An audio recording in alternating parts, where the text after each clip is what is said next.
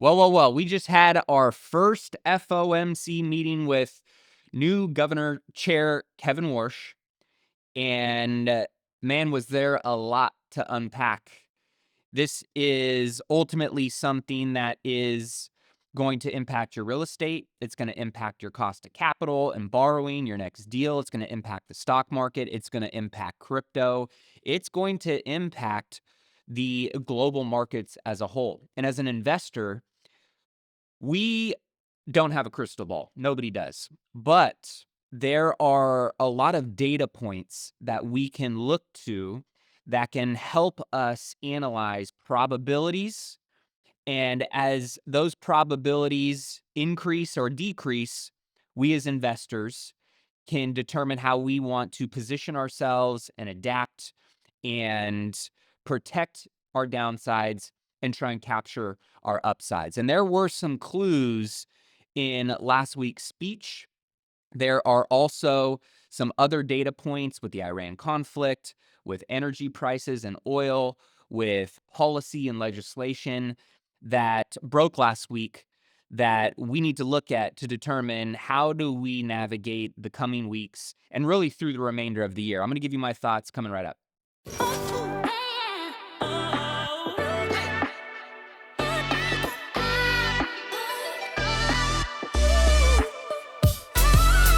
What's going on, guys? Matty A. Welcome back to the show. So last week, the Federal Reserve, made a decision that obviously is going to impact how we as investors, look at the different vehicles and asset classes in the short term, in the midterm, in the long term.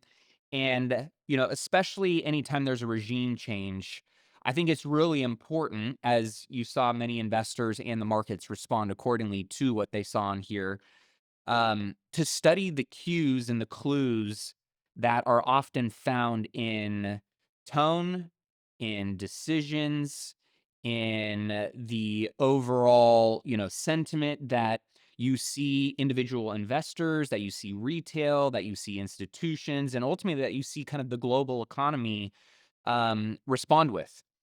And we're going to talk about kind of what the Fed did, so that way we can at least understand what was the decision, what were some of the things that he talked about, why do they matter, and how do they impact your portfolio specifically.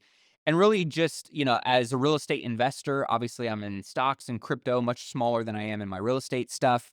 But there's a lot to be thinking about and looking at as an investor right now. And there's so much noise out there. There's so many different headlines and head fakes and pumps and pullbacks, and honestly, just a lot of market manipulation, which makes it challenging if you're trying to pivot and adapt in short term, sprints. But at the end of the day, if we're playing the game of, running the marathon and you're trying to build real long term wealth, then, I think it's maybe less immediately impactful. But again, I like to study and learn and see what my analysis is and how it plays out, and giving me more confidence and conviction as I look to build more tools on my own tool belt as an investor. And that's all we can do, right? So whether you're a real estate investor, whether you're a long-term bag holder of stocks or crypto, maybe you're a day trader, maybe you're just a business owner and you're looking at, overall sentiment from consumers and, macro data and how that kind of impacts you, maybe your industry, your local or your state or your obviously, domestic economy. These are all things that if you can get confident in what those things can tell you probability wise, because there's no 100% certainty in anything. But in this world, there's a game of probabilities that we can play and use to our advantage to obviously generate returns and capture a lot of upside. And most importantly, I think when you're building wealth, right, it's less about getting massive upside and it's more so about preserving and protecting capital and, avoiding that slippage that a lot of people experience when they overexpose themselves, when they take the risk that maybe they shouldn't be taking. So the goal for today, right, is number one, let's just get a little bit clearer of an understanding of what this Fed decision actually means. And I'm going to speak to it from a real estate standpoint, maybe touch on it a little bit from, stocks and crypto, but I'll leave that to Ryan on Wealth Building Wednesday's episode, our Money Matters. So let's go ahead and dive in. So here's what happened. Last week, right, the FOMC, Federal Open Market Committee, they met and they obviously control the federal funds rate, right? I mean, that's the core focus. Obviously, inflation and jobs are their two main things that they like to look at. Their mandate is trying to get it to as close as 2%. But the reality is, getting inflation down to that number, I don't know the last time it was at 2%. But that's always kind of the benchmark and the goal that they're focused on, right? And so that federal funds rate, that's the overnight lending rate between banks and the Fed. It's not your mortgage rate, it's not your cap rate, but it is the gravitational force that everything else orbits around. And what we see when, I'm looking at the Fed Watch tool right now, this shows you what the bond market, which the bond market, right, the smartest, most well-capitalized money in the world, that's where they play. They are pricing in right now for future rate moves. And right now, the market is telling us something really important. Hey, what's up, guys? I'm so excited to announce if you are an investor looking to generate consistent passive income, then I've got something for you.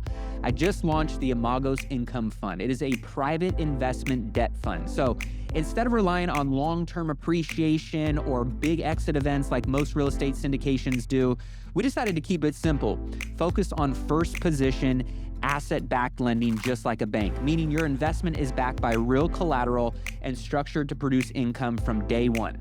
The target return, 10% paid out annually and also paid out monthly. So no guesswork, real passive returns, true mailbox money. And because we're in the debt position, not equity, we're able to prioritize downside protection, maintain shorter durations, and stay in control of the risk, which is most important in environments like this. This is built for investors who want steady cash flow, strong capital preservation, and real asset exposure without the headaches of owning, managing, and waiting years for a payoff. So if this resonates with you, if you want to learn more, I put together a full investor presentation breaking everything down. All you got to do is just text the word income to 844-447-1555. That's income to 844-447-1555. I'll send you everything so you can see if it's a fit for your portfolio. Based on what we heard last week, the bond market is saying that we're living in a time where there's a lot of tension, there's a lot of uncertainty. In the last few data prints, inflation is, ticking up a little bit. It seems to be sticky right now. It has not come back to the Fed's 2% target very cleanly. And this is something, right, that they are concerned about, especially with the conflict with Iran and the volatility with oil and how that is having its ripple effects in the global economy. And obviously, we know everything runs off of oil. I mean, you name it, any big industry in the world is, going to be impacted with either cheaper or more expensive oil prices. And since this conflict began, we've seen a lot of oil volatility. And we've also seen in recent data prints that growth is starting to show little cracks. Affordability is still a major issue. Consumer sentiment is getting hit. Now, the consumer obviously slowing down a little bit. We've also seen jobs and the stock market continue to outperform and pace beyond what many economists would call a stalling or a major, concern in the economy, to a point where there's major pullbacks, which obviously we haven't seen because of that. So the Fed's really caught in the middle. They're in a tough place right now. And if they cut too early, inflation is going to reignite. Cheap capital is going to go after the same amount, if not less, goods and services, and we're going to see jumps in prices, which they're trying to avoid. Now, if they hold too long, they break something in the economy. And this is the Fed trap, right? And as a real estate investor, the way I look at it is, you need to understand what side of the trap we're on because it changes everything about how you structure your next deal. And I'm going to tell you that even though this is one of the most challenging times as a real estate investor, and I'll share my thoughts at the end of the episode here, I believe that this is the absolute best time you can buy real estate. And I'll tell you why. So let's talk about first and foremost, what did Kevin Warsh kind of signal and how did the market respond? Well, he talked about new task force going after and focusing on certain aspects of the economy that will help give them more data. He also mentioned that inflation is a choice and that ultimately he is looking to, finish the job that maybe he's alluding to previous, Fed administrations did not, which tells me that he may be signaling that we're going to be pausing and holding higher for longer. The dot plot of the Fed now has two potential hikes on the board, which were previously not there. We heard him say that he is going to, under his administration, be sharing less forward looking, which again gives what? Gives less guidance, less direction, and creates more uncertainty, which the markets don't like. So they're going to price that in. And that's what we saw. Definitely crypto pulled back pretty significantly on this. The stock market pulled back, a little bit. But as of today, as I'm recording this, it's recovered and then some. So again, this whole AI narrative, this rotation out of risk assets into obviously more certain assets right now in the AI space in the stock market continue to be the area where investors feel the best returns in alpha are at.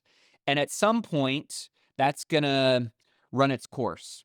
And big institutions and smart capital are going to take their profits off the table and they're going to start rotating into other, undervalued assets, which ultimately every asset has its season, its cycle, its day. Right now, it's the stock market. Real estate has been stale, it's been boring, it's been challenging for obvious reasons. Cost of capital is making it hard for deals to pencil. We've got a lot of debt maturing at the tail end of this year, almost $1 trillion, $930 billion maturing that is going to flush its way through the system. And if there's not cheaper capital and interest rates, right, many of these, maturing loans have 3-4% interest rates.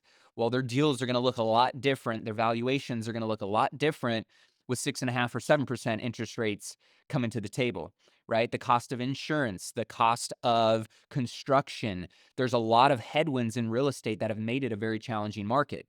Same thing with crypto and risk assets like that, right? Very undervalued and underperforming right now. And so those could be the beneficiaries if and when the stock market kind of hits that peak and capital begins to rotate, because we do have some potential tailwinds for crypto with the Clarity Act and legislation. We do have some potential tailwinds with real estate, but those aren't here and present yet. So what we need to do is really think about how this impacts us in the short term and start positioning for when things do shift, how do we benefit as a result? And I do think that real estate is going to benefit significantly depending on what the Fed does. So, if you own real estate, let's talk about the challenges in the short term and then the positives and the upside in the mid or long term. Because as we all know, real estate is a get rich slow game, and you have to have an appetite, a patience level, discipline, and strategy that aligns with this to give you the opportunity to capture the upside. Because the people who were the beneficiaries of the post-COVID era when money was cheap, right? Demand was strong.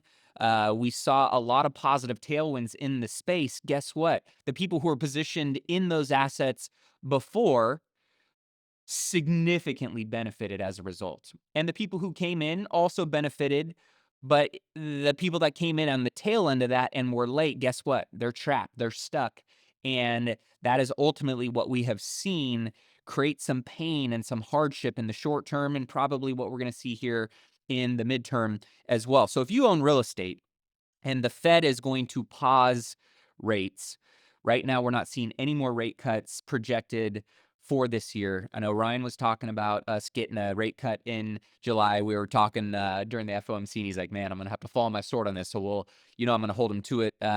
We'll hear him say it out of his mouth on Wednesday's episode. But at the same time, right, if you own real estate, whether that's a single family rental, a small multifamily, a commercial property, there's really two numbers that you care about more than any other, right? You care about your cost of capital, your debt, and your interest rate, and you care about your cap rate. And the Fed's decision this week impacts both of those things, right? So when the Fed holds rates high, the 10-year Treasury stays elevated. And when the 10-year Treasury stays elevated, we know as real estate investors, the 10-year Treasury, at least as a commercial real estate investor, is most important to keep your eye on. So when the 10-year Treasury stays elevated, commercial real estate lenders price their loans off of that benchmark, right? Typically, they're going to do a spread of 150 to 250 basis points on top of that. So if the 10-year is sitting at 4.5%, you're looking at debt in the 6.5, 7% range on most commercial deals. Now, here's where it gets interesting for buyers right now, and really for sellers as well. Cap rates on most asset classes are in the 5.5 to 7% range, depending on the asset class, depending on the market, the location, asset type, all that kind of stuff, right? Which means in many deals, your cap rate and your debt cost are nearly the same, or your debt cost is even higher than your cap rate. Now, that is what we call negative leverage. And it means every dollar you borrow is actually dragging down your returns instead of amplifying them. So, for example, right, to get a 7 cap deal, if you're going to buy one and you're going to get leverage on it at a 7% interest rate, the amount of return and the squeeze and the compression on your returns is pretty significant. And if you're somebody that is looking at risk reward and you're going, where for the amount of time and the amount of energy and the amount of upside and the amount of risk that is associated with all of these variables, should I be putting my capital? Real estate is not one of those places that a lot of people are incentivized to want to take the risk for the amount of time, return, and upside that real estate is offering right now. And that is ultimately why we are seeing a lot of capital steer clear of real estate because of where interest rates and cap rates and returns and the overall economic model of real estate not penciling right now. Therefore, we are seeing a lot of capital sitting in the stock market because of what we have seen, right? All-time highs week over week. I mean, the stock market is on an absolute tear right now. And, that could come to an end here very soon in the midterm. I don't know. But what I do know, right, is the smart money is telling us where they believe the best risk reward ratio is right now, and it's not in real estate. And this is something that real estate investors are having to come to terms with. So, what does the Fed actually do when the Fed cuts rates? The 10-year typically, not always, but typically is going to come down a bit, right? And debt is going to get cheaper. The spread between your cap rate and your cost of capital is going to widen back into positive leverage territory. And suddenly, deals that didn't pencil, 6 months ago, a year ago, they're going to start working again. We have not seen that. And until the Fed gives some signal that we may see that coming forward, then we're not going to probably see any rotation of capital come back into real estate in a meaningful way. And so when you look at the math that's going on right now, because ultimately it's a math equation, right? It's been really challenging to make deals pencil. If you're unemotional about a deal and you just look at the numbers and the data will drive your decision making. At 7% debt cost on a property trading at a 6.5 cap, you're underwater on leverage from day one. Now, If you drop the debt cost to 5.5%, let's just theoretically play this out with the Fed, cutting rates, which would be meaningful to real estate, which would be meaningful to a lot of asset classes. Suddenly, you've got 100 basis points of positive spread. That deal now starts to make sense. And that's the difference between a dead market and one that starts to get some life breathed back into it.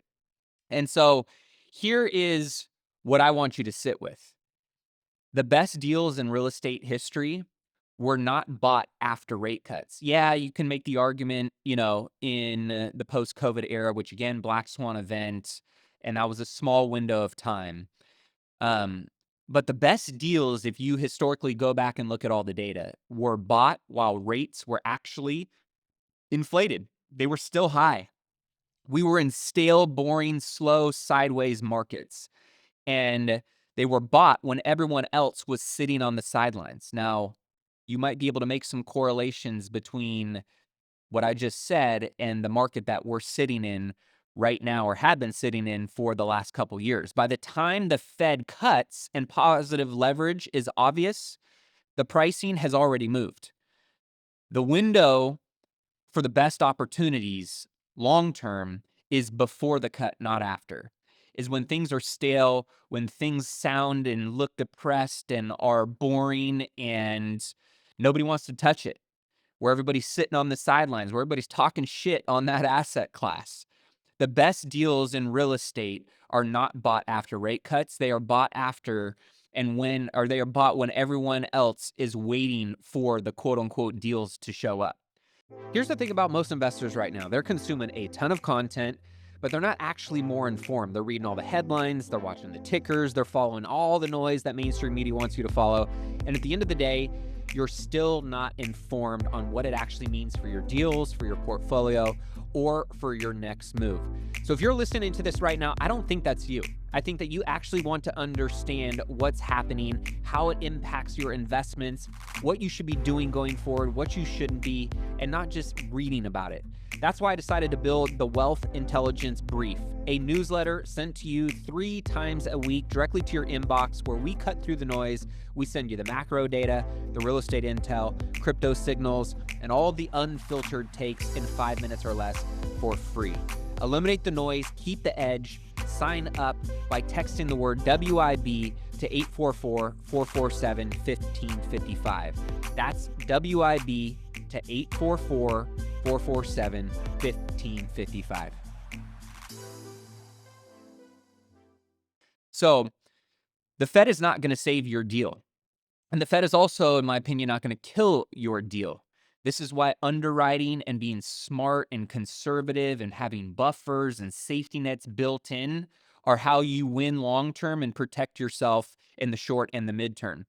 So what the Fed does is shift the window of opportunity. And the investors who are paying attention right now are the ones who will look back in 3 years and say, that was the moment that they moved, that they positioned capital, and they were patient and diligent and just executed on the game plan. This is where the smartest investors I know make money, whether it's in crypto, whether it's in stocks, whether it's in real estate. They have a plan, they have a time horizon, and no matter what happens during that time frame, they execute and they see it through. Now, don't get me wrong, they pivot, they adjust, they make, small shifts and do what they need to do. But most importantly, like, they have that set day one before a dollar transacts. And I'm personally not sitting on the sidelines waiting for cuts. I'm underwriting deals today. I am looking at them obviously at current debt costs, but I'm also building in buffers. And I'm asking one main question. Does this deal right now work today at today's rates, with today's rents, with these conservative assumptions and buffers? Because if it does, you should buy it. And if rates come down, that's the upside that I didn't have to pay for. I got in front of that. And if it doesn't, that's all right. My deal still works today, and I can weather the storm and I can see it through. And this ultimately is where I see the smartest investors look like geniuses in 5, 10 years down the road when everybody goes, man, I should have bought more during that time. Well, those are the times that it's hardest to buy, especially as a real estate investor, as a stock investor. When things are dreary and depressed and scary and fears at an all-time high, historically, that's when you want to buy. Now, that's easier said than done, but if you can be smart about it, and again, look at worst case scenarios, again, look at how much capital you're risking and can you live with that? Can you sleep well at night? Then these are the risks, the asymmetrical bets that investors make. And when they hit, they win big. And when they don't hit, maybe they have a little bit of slippage, but it's nothing catastrophic. And that's where I am really looking at studying this Fed and studying where we're at in these cycles, because I think that we are in a season where it's really hard to want to do anything and have things make sense. But in hindsight, we're going to look back and go, damn, I wish I would have bought more. So here's a couple things to think about. I'll wrap it up on this. 3 moves that I'm thinking about right now. Number 1 is if you have floating rate debt in your portfolio that's maturing in the next 12 to 18 months, get in front of that. There's a lot of people that are getting in trouble right now because they're not communicating. They should have been having these discussions. They should have been positioning. They should have been making, little adaptations and shifting their strategy, 12 to 18 months ago. Get in front of it. Talk with your lenders. Talk with your investors. Don't wait for a maturity event to force your hand. Refinance conversations are always better when you're not under the gun. Now, number 2, make sure you're just underwriting everything at current rates, plus maybe 50, 75, 100 basis points, just to give yourself the cushion. If the deal works at that number, it definitely works when cuts come, and you want the upside to be the bonus, not a requirement. So do that now, build those safety nets in now. If the deal can make sense now, you probably got a good deal that in 5, 10 years time, if you're holding long term, is going to be a banger. And that's what we're looking for. If it works today, it's definitely going to work when rates are much cheaper. Now, number 3, watch the 10-year Treasury. Uh, do it weekly, though. Daily, there's a lot of noise. It jumps up and down. Depending on what Trump tweets, it can change, right? So when you see a sustained move below 4%, that is going to be a signal that the debt environment is shifting. We saw that for a little bit last year. Obviously, there's been a lot of volatility this year with the Iran conflict. The MOU is signed. They're, doing their 60 days of negotiating and trying to get this thing really finalized. But watch that 10-year Treasury. And if it jumps below that 4%, we're trending in the right direction. That can be a really good thing. So overall, my outlook is the Fed is not your enemy. It's definitely not your friend either. It's just the weather. We don't control it. We just need to know how to dress accordingly for it based on what the forecasters are showing us. Is it going to be 100%, spot on every time they make a prediction? No, right? Things are going to shift, and maybe you got to take your coat off that day, or maybe you got to put your coat on that day or that week or that month, right? But just be willing to adapt and pivot based on what the market is giving you. So I do think that all of this in what the Fed can do in the short and the midterm is going to be predicated on this Iran conflict, right? We've seen so many different head fakes. We've seen so much market manipulation on oil and energy prices, on the stock market, on crypto, based on what Trump says, based on what the Iran government comes back on. One day we've got an agreement, the next day we're dropping bombs on their head again, right? And obliterating them to smithereens. So these are things that until it gets settled, I don't think the Fed is going to be confident and in a position to give any real guidance or certainty around where we're headed. And I think that volatility is going to continue until that certainty is locked in. I don't trust the Iranian government. I also don't trust our own government and half the stuff that they put out, being that we've seen time and time again, a lot of things they've said have completely been, gone back on. We've seen full retracements of things, and that makes it really hard to be an investor in the short term.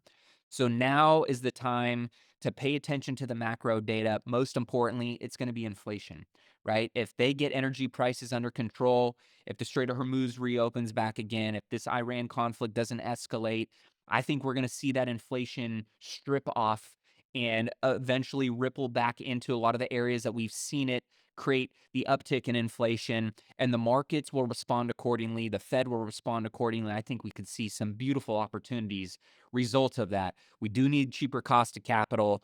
Time will tell. I don't know what the Fed is going to do, but all I do know is I know what I'm studying now.